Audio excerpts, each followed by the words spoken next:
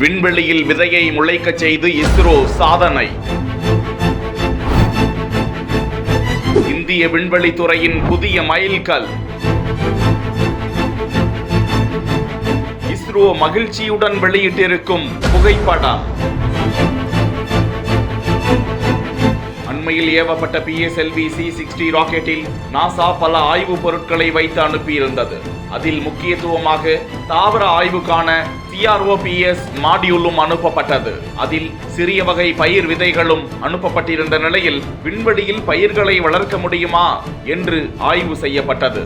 அந்த கருவியில் விதைகள் முளைக்க தேவையான மண், அதற்கு தேவையான விதை, தண்ணீர் உள்ளிட்டவற்றை எடுத்து சென்றிருக்கும் நிலையில் அந்த விதையின் வளர்ச்சியை கண்காணிக்க உயர்திறன் கொண்ட கேமராவும் அங்கு வைக்கப்பட்டிருந்த நிலையில் அந்த விதை செடியாக தற்போது முளைத்திருக்கும் புகைப்படம் வெளியிடப்பட்டிருக்கிறது. இந்திய விண்வெளித்துறையின் முதல் சாதனையாக பார்க்கப்படும் விண்வெளியில் செடி வளர்ப்பு பாராட்டுக்குள்ளாகி வரும் நிலையில் ஏற்கனவே பல நாடுகளும் விண்வெளியில் செடி வளர்த்து சாதித்து காட்டியிருக்கிறார்கள் என்பது குறிப்பிடத்தக்கது.